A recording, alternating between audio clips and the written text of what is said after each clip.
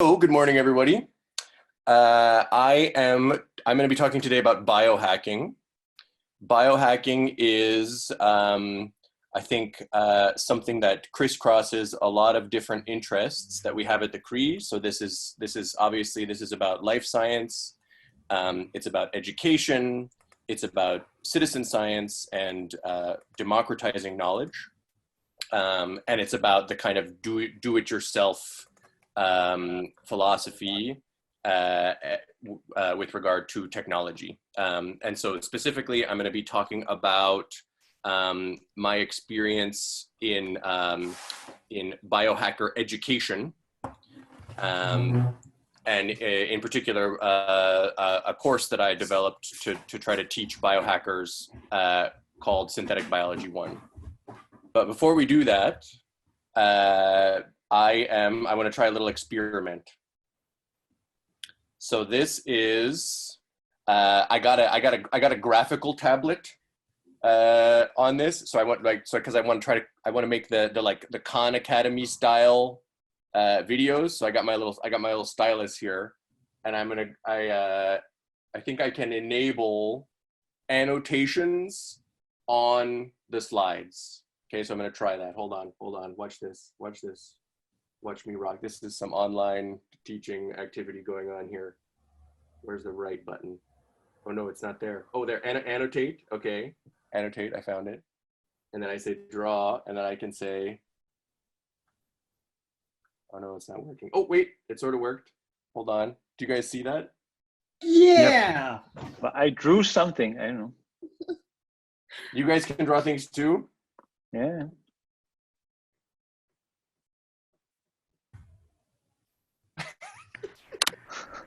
Oh wait, it seems like everybody but me can draw.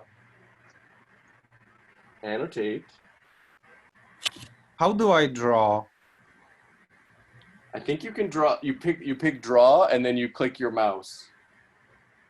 Format. Oh, because I'm drawing in white. I think you need to find the floating menu at the top.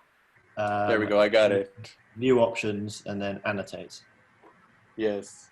So let's just have a little experiment here where we all say hello. And then I'm gonna go. There's another thing I can do too. Hold on.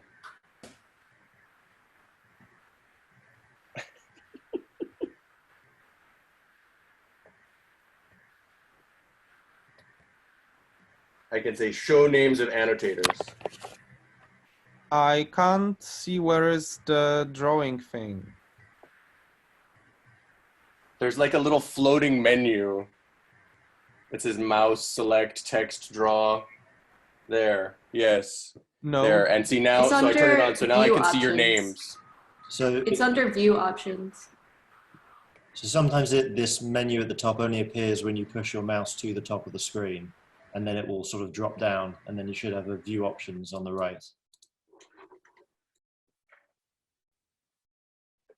That's right. So you can write whatever you want, but you're not anonymous. So if anybody makes any dirty pictures or whatever, we're all gonna know.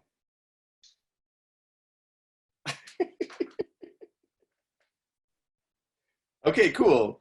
I'm liking it. Yes. So okay, so good. So that's okay. So that's we got this is participatory online experience. This is basically just as good as real life, if not better than real life. Okay, so I'm going to clear this. Okay. Clear all drawings. Nope. Redick, no bad. Redick.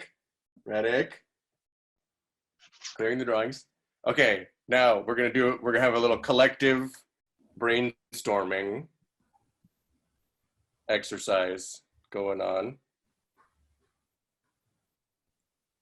So, first thing that comes to mind, give me one word that you think of when you think of biohacking. Everybody, let's just write one word.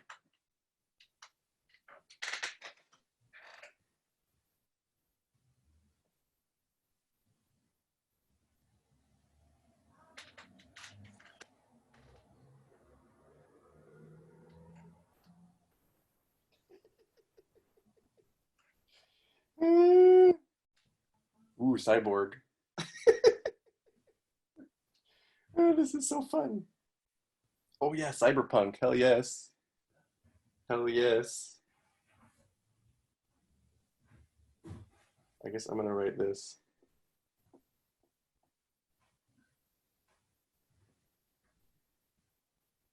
I'm gonna say iGEM.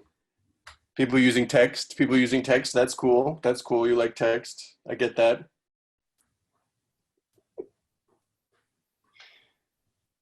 Ooh, millennium. I wonder what that means. Maybe it's like future.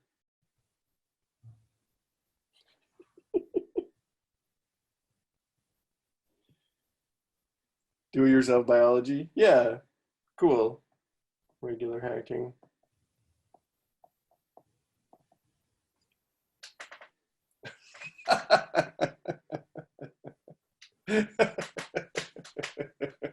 It is that. It is Goop for Dudes.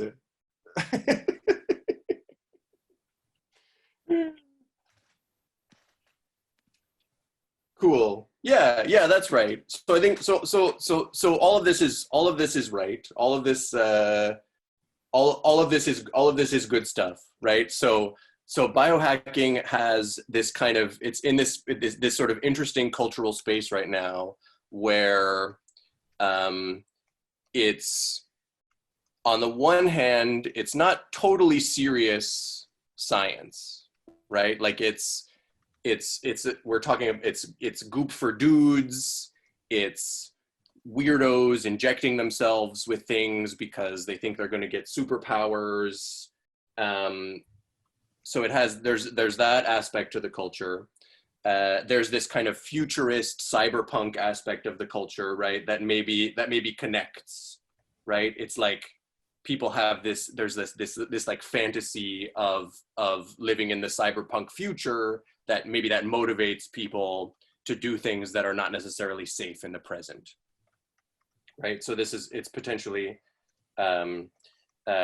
this is potentially a dangerous thing, right? And because the life sciences are so powerful, because they can have such a big impact, it's not necessarily something that we want everybody to play around with. So it's in this kind of this awkward space right now where on the one hand, it's not fully taken seriously because we know that most biohackers don't have the power to do real biological science. It's still a very slow, very expensive thing to do. But on the other hand, it is taken seriously from the perspective of danger, right? Because we think that maybe someday people will be able to do real biological science, and that's something that we're going to have to think about and come to terms with. A broken cyborg staring out the window. Okay, cool. So that, yeah, so fun. So okay, so fun little brainstorm. So I'm gonna try to, I'll try to weave these themes into my talk today. Does anybody have any thoughts that they want to add on this this little drawing exercise?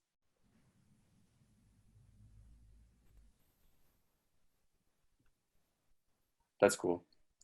Okay, so today we're going to talk about broken cyborgs staring out windows. And specifically, we're going to talk about biohacking and why it matters, why it might be an important thing in the future. We're going to talk about my experiences trying to teach biohacking through Synthetic Biology 1 and what those experiences can teach us for efforts to try to scale up teaching biology online. So I'll start with the basics. This is, oh, I forgot to clear the drawings. Cool. Okay, I clear all the drawings. So feel free to draw on the slides during the presentation if there's something that you want to call attention to. I think it might be a way to keep things interactive. So it's pretty uncontroversial to say that biology is changing the world, right? We got things like CRISPR babies. That's something that's literally happening right now. There actually are gene-edited humans walking around, and there's probably going to be more in the future. We have things like gene drives that, on the one hand, have the power to do a lot of good, for example, by reducing the frequency of diseases like malaria. but raise big questions about whether we can release biotechnology into the environment, how biotechnology needs to interact with nature. We've had, on a longer time scale, we've had controversies around GMOs and GMO crops. So this is something that has wide opposition, at least in certain political cultures, but also has a lot of money behind it, and also has the potential to do a significant amount of good in the world, for example, by reducing the use of fertilizer, or just by making food cheaper and more abundant. And then, of course, more recently, we have the well-known fact that the coronavirus was engineered by synthetic biologists in a lab in... Just kidding. Just kidding. It really wasn't. Did I get you, though?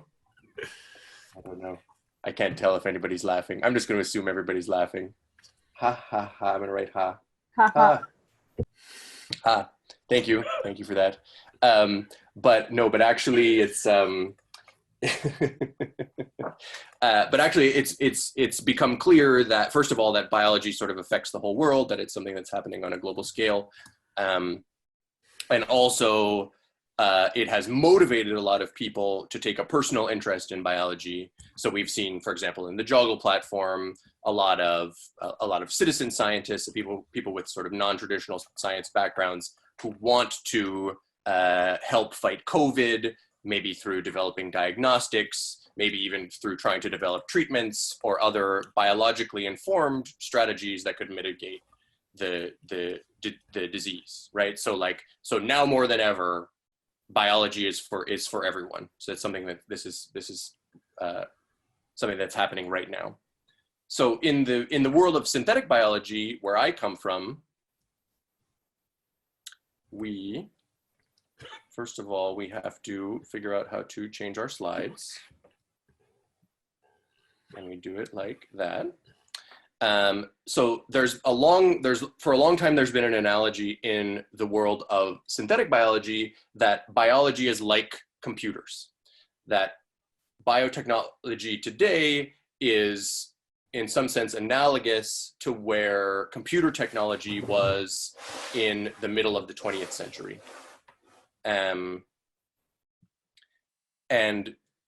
so this is, obviously this is, in some ways, this is an imperfect analogy. We invented computers, we didn't invent biology.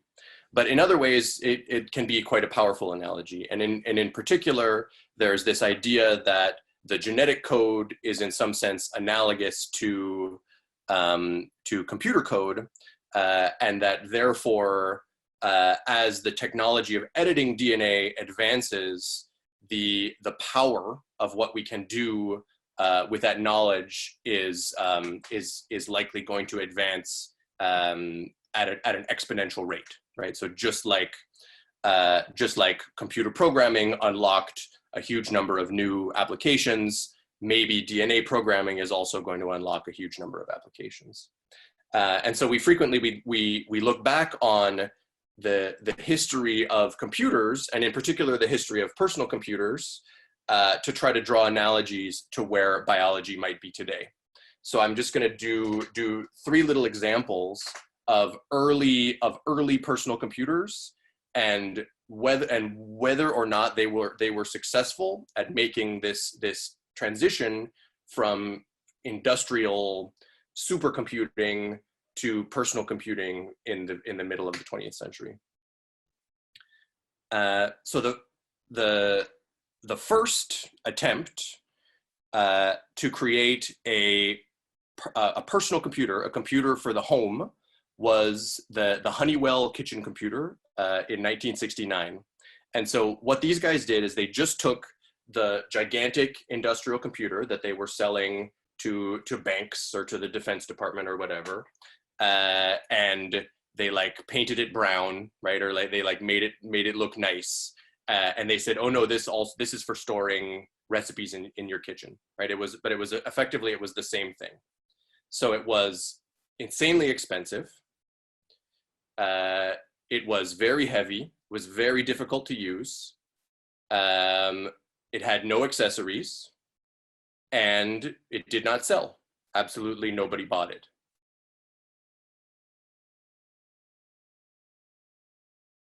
Analogous to the very early efforts in DIY bio, right? So biology is something that's normally very expensive to do. Laboratory equipment is very expensive.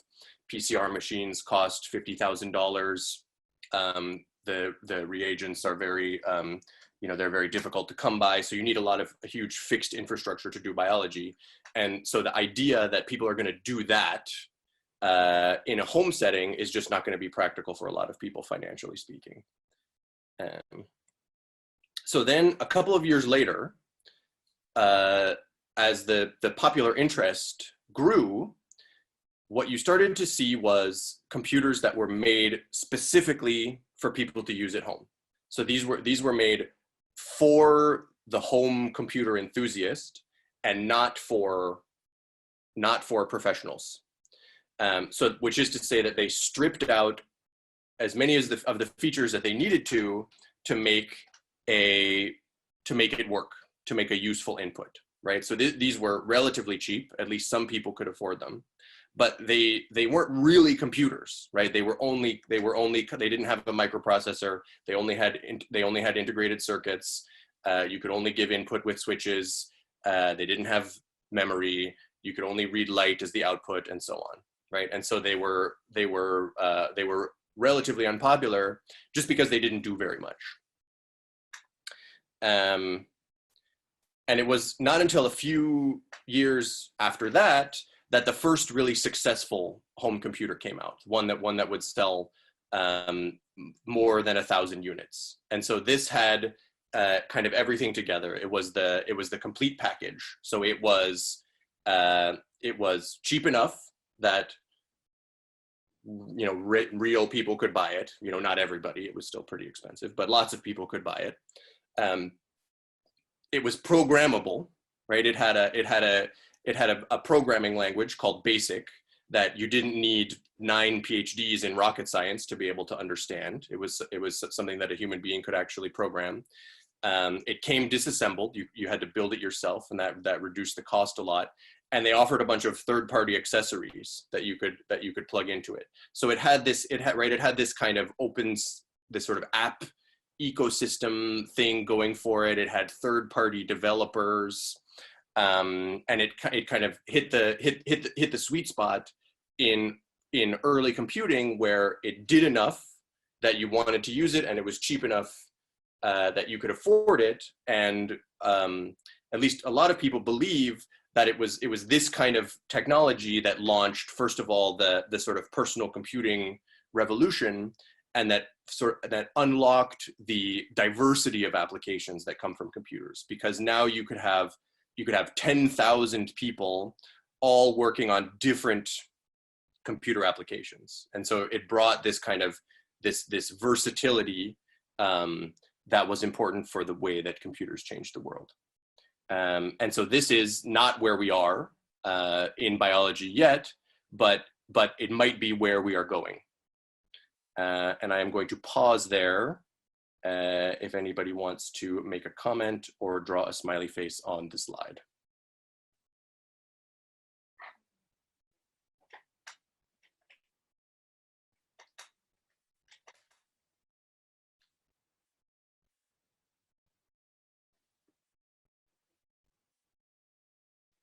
Okay, cool. So if this is where biology is going, let's just assume that that's true, that this is going to happen to biology. Oh, like it happened to, oh, people are drawing. Oh, I didn't see. I didn't see because it's not on my presenter view. It's in my other view. Oh, thank you. Yes, I appreciate this. Thank you. I value your input, everyone. But I'm going to clear it now. I see you, Raphael. Okay, so there's a couple of problems that arise, I think, from this vision of where biology is going. And the first problem, in my opinion, is that this access to biology is not universal. It's not uniform. It's not equitable. So this is a map of where the iGEM teams in the world are located, and I'm using that as a proxy to places where young people have both the resources and the interest to get involved in genetic engineering, right? And of course, as you can see, there's a lot in North America, there's a lot in Europe, there's a pretty good number in China, maybe a few in India, but there's a lot of places in the world that are not getting access to this technology, right? So they're not forming iGEM teams, they're not training experts, and so they're not empowered. They're not in a position to inform the debate about how synthetic biology is going to be used in the future, right? So they're not going to be included, and so this is a big problem. And then even more so, even among the places where people are included, even in the rich countries, there's a problem that the elite institutions that often teach synthetic biology are teaching that skill to people who are already empowered anyway. So when you take a student who was all about genetic engineering, you give that opportunity to join an iGEM team.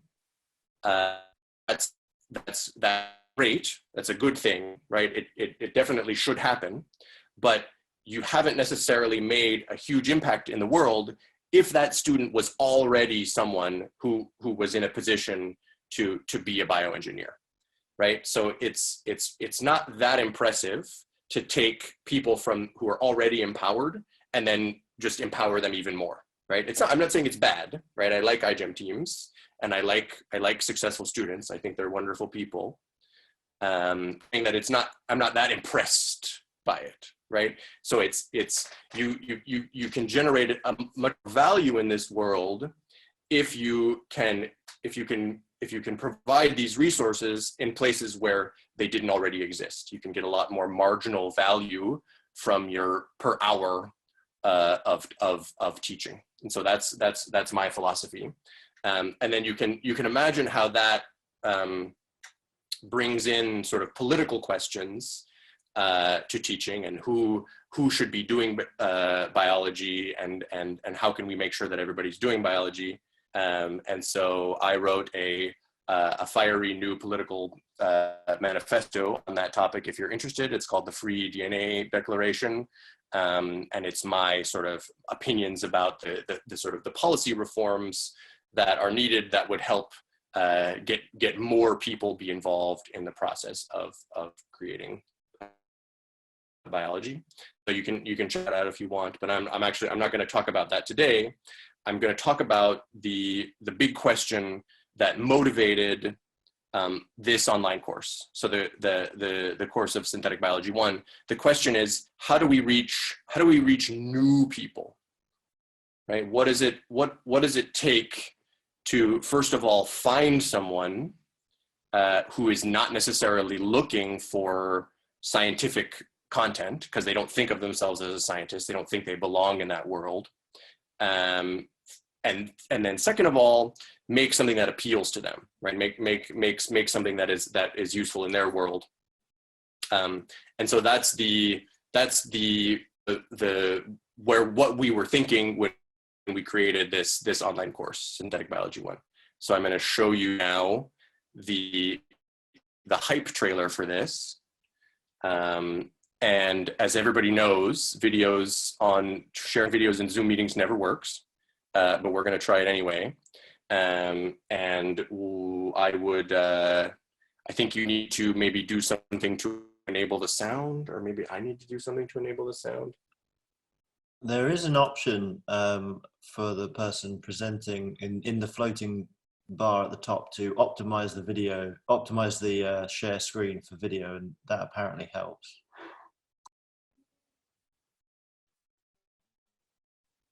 Okay, we're gonna try it. So hopefully the audio will work. If it doesn't, it's not that important because it's this video content is made. This is mainly about videos. So let's give it a shot here.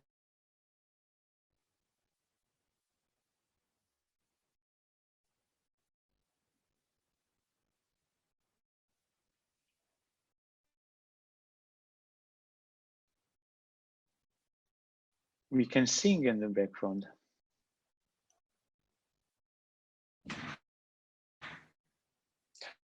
Boop a doop. Yeah. Don't do it. Yeah. Yeah. That's right. So we. Yeah, it's not moving. It's too heavy. It's video. Made it with Xavier Desplat. It's too heavy. It's too much education. Are you playing it through the YouTube? No, I'm playing it in as a embedded video in my presentation. I think it won't be any problem if you just go out and just share a tab. It should work fantastically. Share a tab on YouTube. I'll show you what I do.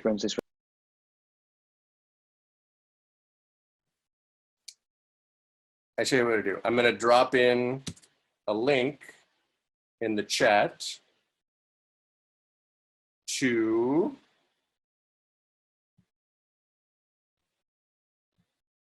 a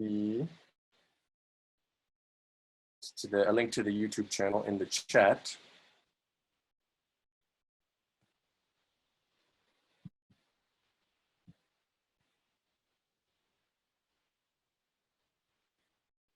I'm dropping it into the chat. I think I'm dropping it into the chat.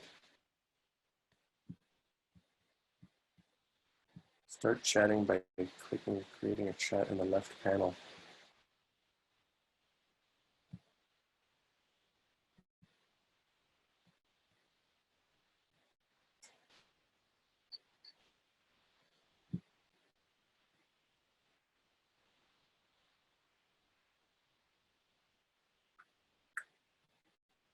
So I think Ariel meant just going to YouTube and showing us on your screen, but on YouTube. That could work. Why do I not see the chat? There's usually a chat, right? Oh, there it is. There's the link. Okay. Sorry about that, everybody. Okay, I dropped the link in the chat, so you can check it out yourself.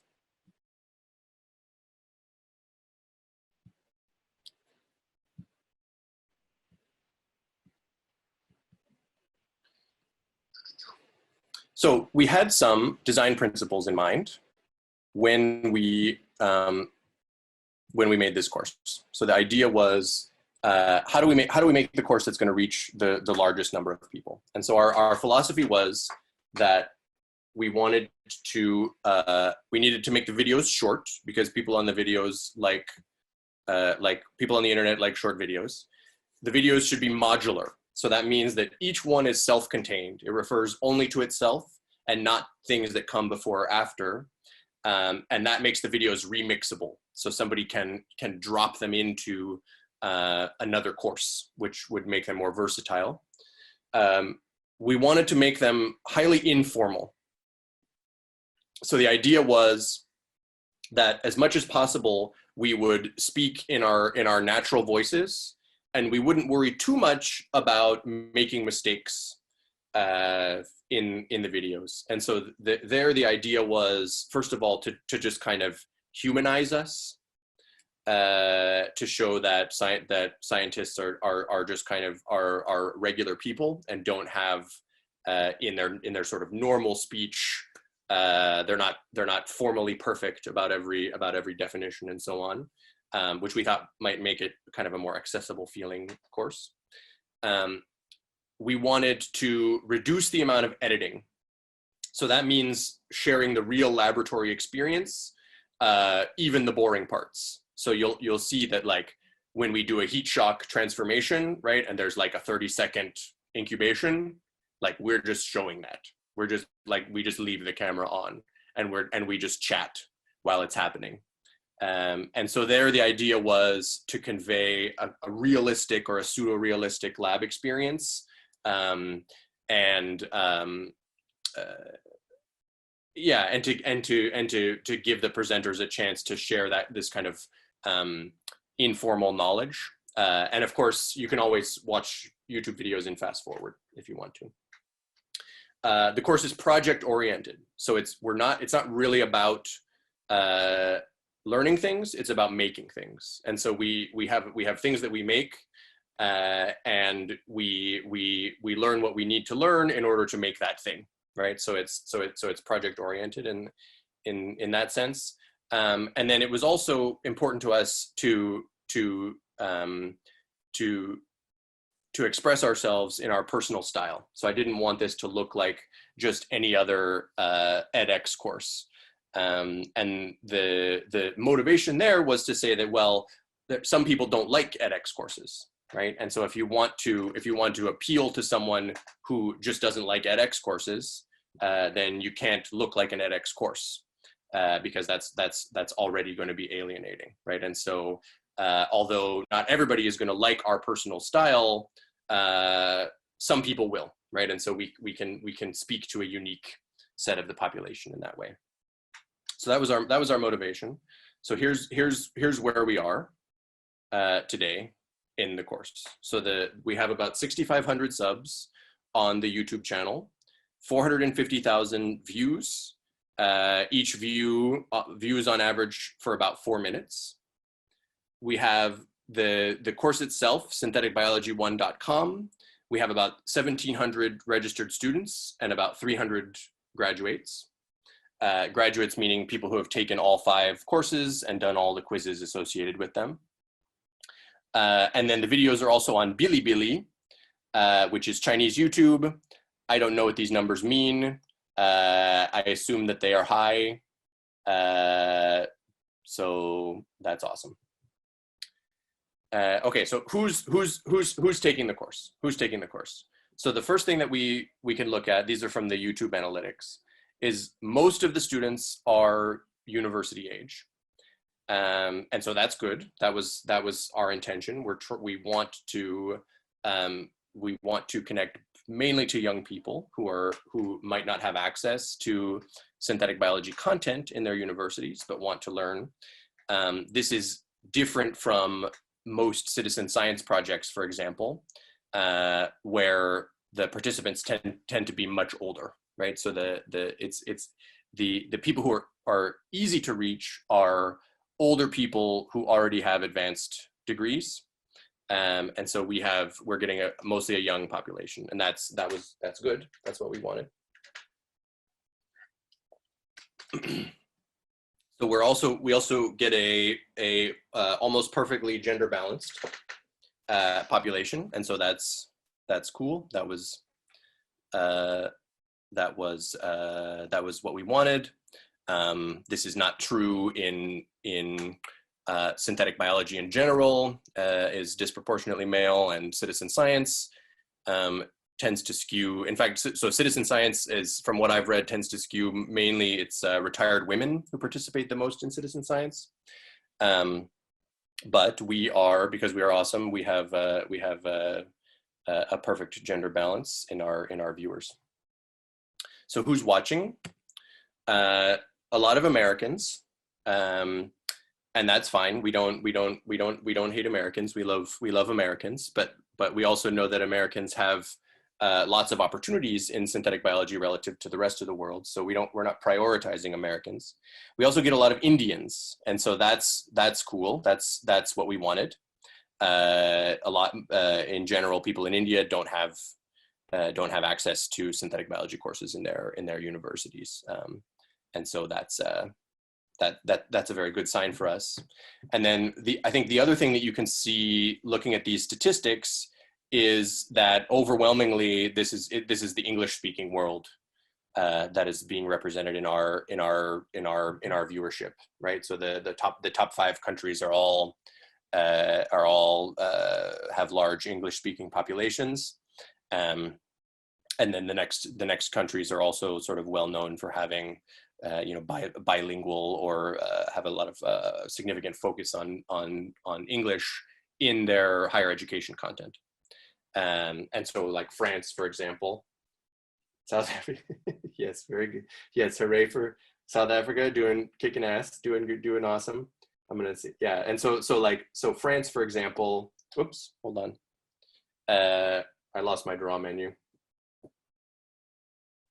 Oh, well. Oh no. There are some questions for you on the chat. Oh, okay, hold on. I'll get there. Hold on. That's multitasking to make such a presentation. My God. It's multitasking. I thought I was cool. How do I go to the chat? I've lost my mouse.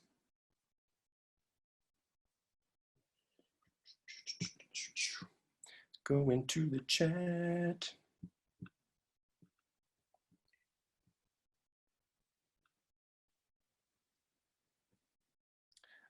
Okay, so questions. What are the most successful videos? That's coming up.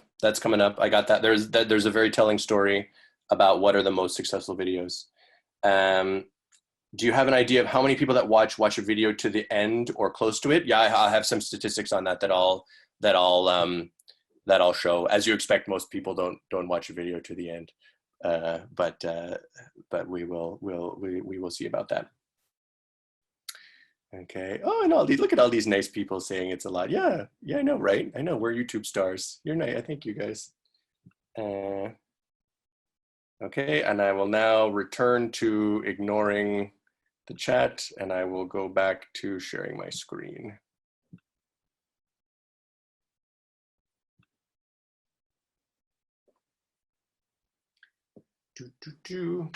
Yes, and so if you look at say France, for example, this is a country with a reasonable amount of synthetic biology content that's available locally, but of course people want videos in their native language, and so that's fair enough. So this is a lesson that we can learn from looking at that, from looking at these statistics. So some other interesting things that are going on.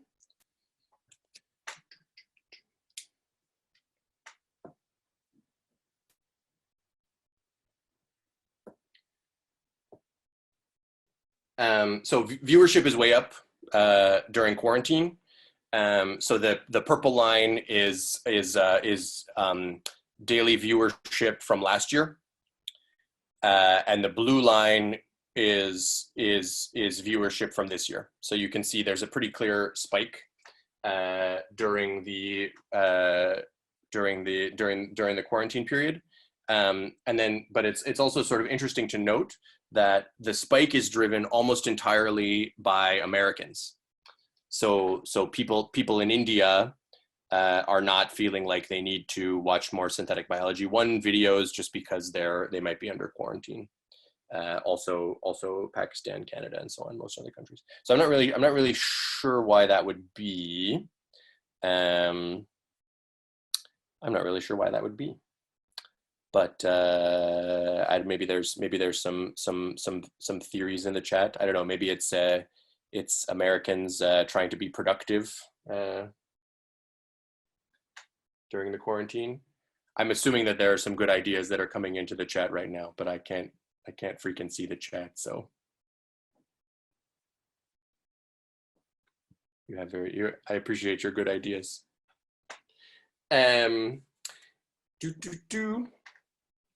Some other things that we can look at are what kind of devices people are using. And so I'm not super clear on how to interpret this device data. The only thing that I could think to infer from this is like how rich people were.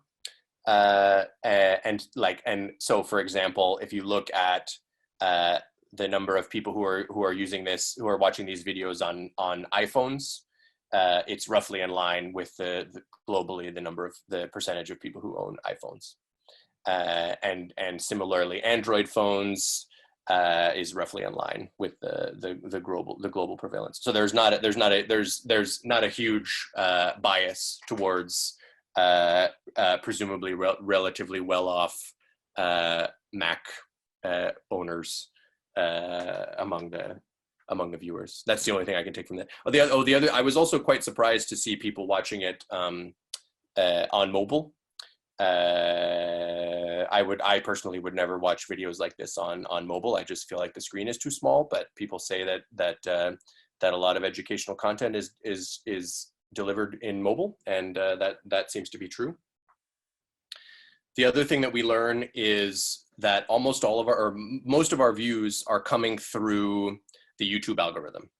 So the videos they're just getting recommended as suggested videos based on YouTube's suggestions. We don't do any kind of advertising for these videos, and so that shows the importance of keyword optimization, of search engine optimization, and of including a good video description and the right hashtags for your videos, so that they can be found through the YouTube algorithm, because that's where everybody's coming from.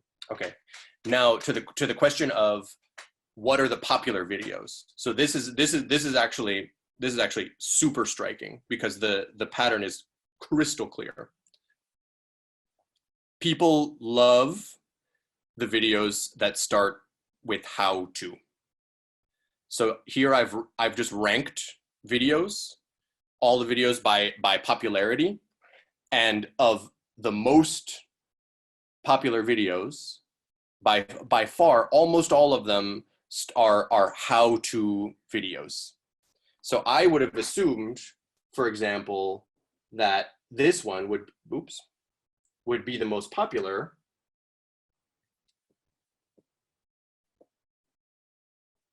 This Welcome to Synthetic Biology 1, I would have assumed that would be the most popular because it's the first video that you see on the YouTube channel. But the how-to videos are overwhelmingly the most popular. So this is what YouTube wants: how-to videos. The unpopular videos, you can probably control for this, because you can take your fermentation process in yogurt, right, as is, and change it to how to ferment yogurt, right? And then you see if there is a peak, yeah, right? And you have a great control for this. Yeah, totally. Yeah, that's absolutely true. The unpopular videos are also very consistent in their themes. So the theory videos and the ethics videos are unpopular. So I have a lot of the videos start with let's model, and these are when I discuss mathematical models of biological systems, and they are very unpopular. And I also have a series of videos on ethics, synthetic biology ethics, where I read different people's opinions on GMOs, including people who like them and people who don't like them. And none of those are popular. People do not, they don't care about philosophy, they don't care about ethics, and they don't care about theory. They just want to make things. And so message received, the internet has spoken. And then the other take-home content is, do people watch the video all the way through? And so here I'm plotting the length of the video versus the watch time. We try to keep the videos under 10 minutes. The long videos are almost all protocols, because protocols just take a long time in the way that we shoot them. And so although the average watch time is 4 minutes, you see there's a pretty clear correlation between the length of the video and the watch time, and people are watching about 40% of the video on average. So they're satisfied with after about 4 minutes. And so that's what we learned. And so it's pretty clear to me from this data how we can do a better job in reaching a wider audience. People want how-to content, and we want to give it to them. And so we should focus on that. And I think moving forward, almost all of the content that we produce, I think, can be fit under this thematic of how-to video. We want to shorten the videos to ideally to 5 minutes, because that's people's attention span appears to be about 5 minutes. And we need to expand the language accessibility. So that means more videos in French in particular. And in general, we'd like to see at least subtitles in a wide range of languages. And with that, I will say thank you, especially to the MOOC Factory, who helped produce these, and the Fondation and the Mairie de Paris, who helped to pay for them, and to Nadine, and to my other Synthetic Biology 1 teachers. And thank you so much, and I will stop sharing my screen.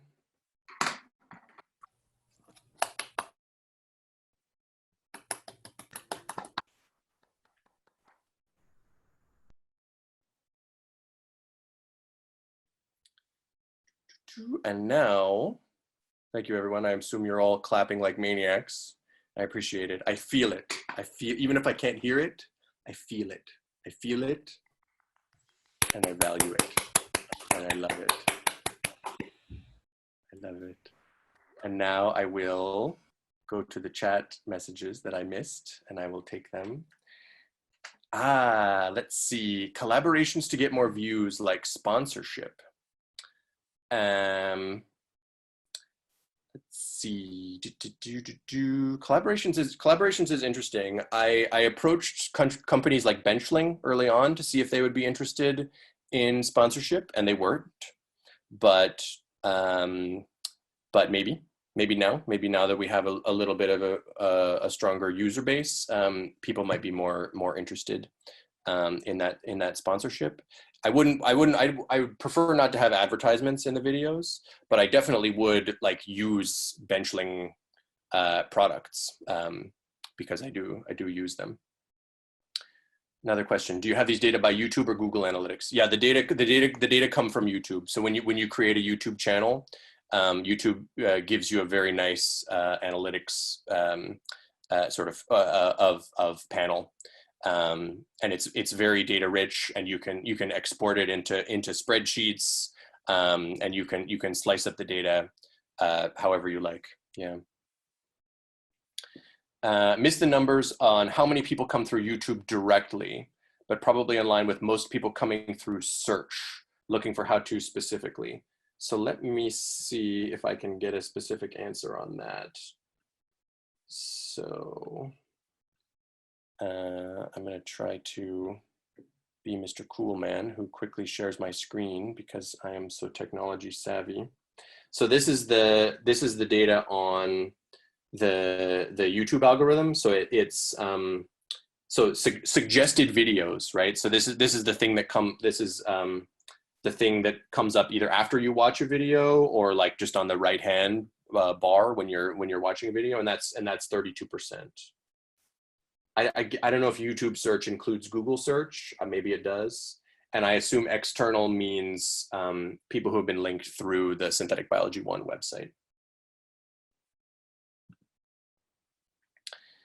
Do the how-tos have a higher ratio of people watching to the end? I don't know about that. So one thing that you wish you had in the YouTube analytics is like a plot of when people stop watching. And I don't know that they give you that data. I think they give you the length of time that they spend watching, but they don't give you like a distribution on the video of when they spend watching. I know that when I watch YouTube video, or when I watch how-to videos, I definitely, like, most of the time I just skip to the 30-second clip of the thing that I actually want to know. And I almost never watch the whole video. And I assume that most people are the same.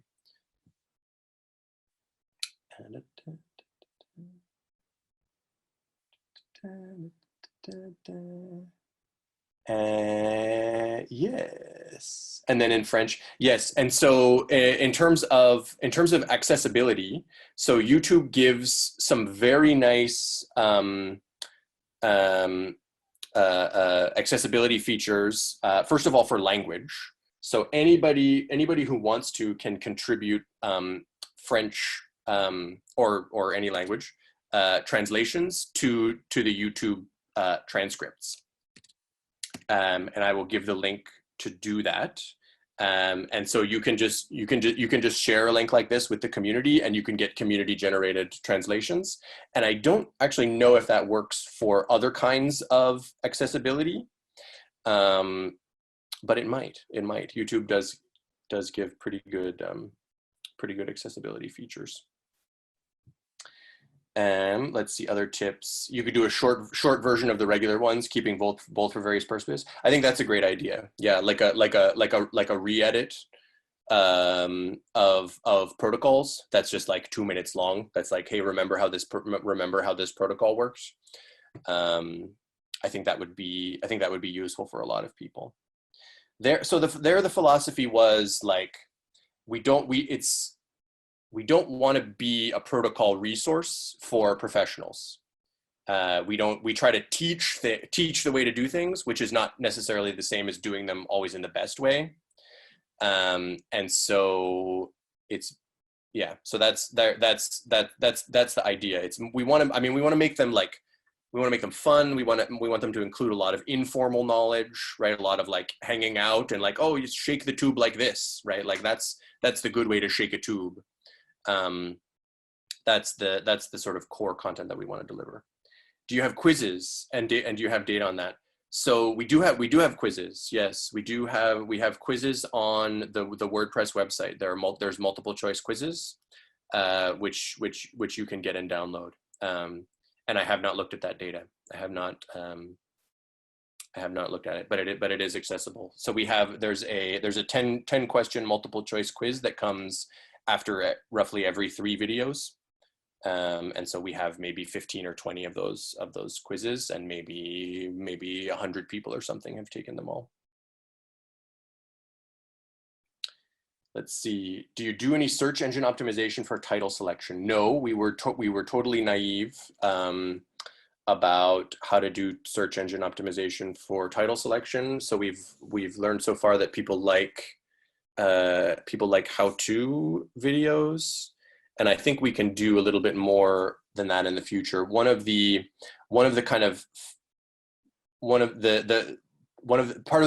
philosophy in keeping the videos modular is that people can connect with the course at any point. And so like how to make LB is our most popular video. And of course, most people who are looking for how to make LB are doing it for some other reason, right? It's not only synthetic biologists who make LB. But if you come in, right, you're like, oh, I like this video about how to make LB. I'll do more, right? And this is a point where you can come in and connect with the greater course. And so in that sense, it's like we don't have to be ashamed about making like just straight up clickbait, right? Like you can have a video that it's just there to get people's attention, and it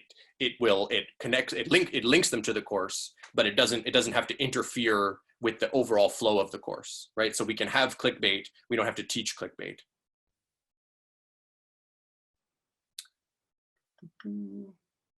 And I think that's it. I think that's everybody's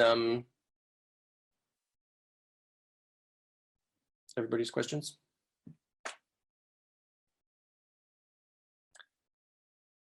The YouTube comments. Oh God, I disabled the YouTube comments. I turned off all the YouTube comments, and I turned off all the comments on the website too. And so that was, not that I'm not interested in the comments. I am interested in people's comments, but it was a question of scalability. I didn't want to put in the time of screening out the crazy, the racist, the horrible YouTube comments that you get when you have YouTube comments active. So I turned them off. But maybe I'll turn them on again now, just to and have them in you know, they have to be approved or whatever. Yeah. Or have them comment, but they're on back in Synthetic Biology 1 website, so it sort of creates a community, because if people just comment on one video here and one video there, right, that's sort of lost. But if you do it in Synthetic Biology 1, because I think that at least at one point you had some forum now, and now there's, I mean, now they're fancier ones that are easier to put together, then, you know, you don't have to maintain it, because then they can do it on their own. So it makes it a real forum rather than just comments on a video. So you can sort of add on the YouTube, you know, for comments and discussions, you know, come to discourse.syntheticbiology or discuss.syntheticbiology1.org or something like this, and this, you know, Lionel and the IT team can easily set this up. Yeah, I think that's a cool idea. So I want to build a community. I had a Discord server. I had a Discord server early on, and where the idea was that I'm gonna promise to be there for 2 hours a week, and it's like office hours where anybody can come on to the Discord server, and it didn't have critical mass. You know, there were only maybe 10 or 12 people who came to it.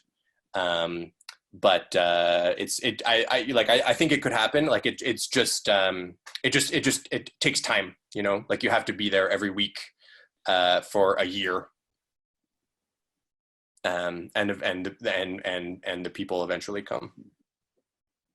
Even if it's just a chat forum. Yeah. Better than and the other issue that I had with the Discord server was that it was all very enfranchised people, right? It's like PhD students who want to talk about synthetic biology, right? And it's like that's cool. But you know, they don't need me. They're doing fine. Yeah. Well, you can leave them a channel for themselves and have a channel which is sort of no PhD, the no PhD channel, right? The us channel. I don't know. Anyways. All right. Right. So, thanks everybody.